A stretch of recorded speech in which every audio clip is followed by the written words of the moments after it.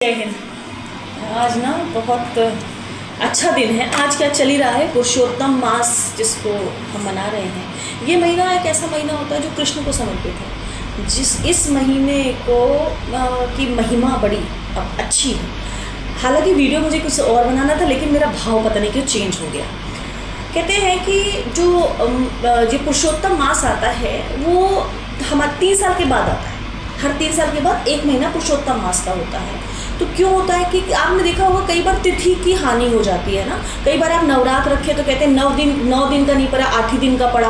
कई बार क्या होता है, एकादशी के बाद 12 ना आके त्रयोदशी आ जाती है। तो कई बार ना एक दिन की हानि हो जाती है। तो जो वो दिन होता है ना, उससे क्या करते हैं, वो एक महीना मतलब 3 साल में एक महीना बन जाता है।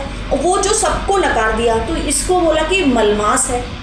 अब जब ये मलमास जो था वो गया, कहते हैं इसमें कोई शुभ काम नहीं होता, तो वो भगवान विष्णु के पास जाता है। कहता है कि मुझे तो सबने नकार दिया, अब क्या करूं मैं, मेरे को तो कोई मतलब वैल्यू नहीं दे रहा मुझे। तब भगवान विष्णु इतने मतलब भाव विभोर हो गए, तो उन्होंने कहा कि नहीं, आज के बाद ना ये तुम्हें मलमास कोई नहीं बोलेगा, ये तुम्हारा जो होगा इसको मैं अपनाऊंगा। जिससे सबने त्याग दिया उसे मैंने अपना लिया। और उन्होंने कहा कि इस मास का जो नाम होगा वो होगा पुरुषोत्तम मास। तो कहते हैं ये पूरा महीना बहुत ही पवित्र है। जितना आप ध्यान कर सके, जितना आप जाप कर सके, जितना आप दान कर सकें, अगर आप करें तो बहुत फ़ायदा होता है। तो ये एक मिथ है कि मलमास में कोई काम नहीं करना चाहिए। पुरुषोत्तम मास है, आपको सारे काम करने चाहिए। और ये बहुत ही अच्छा पवित्र है। कहते हैं कि ये कृष्ण का महीना है, तो जहाँ कृष्ण वहाँ सब कुछ अच्छा। अभी बात हो रही थी कि हम प्रसाद में ये केला को चढ़ाते हैं। आपने बेसिकली देखा होगा कि 2 फ्रूट जो होते हैं वो भगवान को चढ़ाए जाते हैं, एक केला और एक नारियल।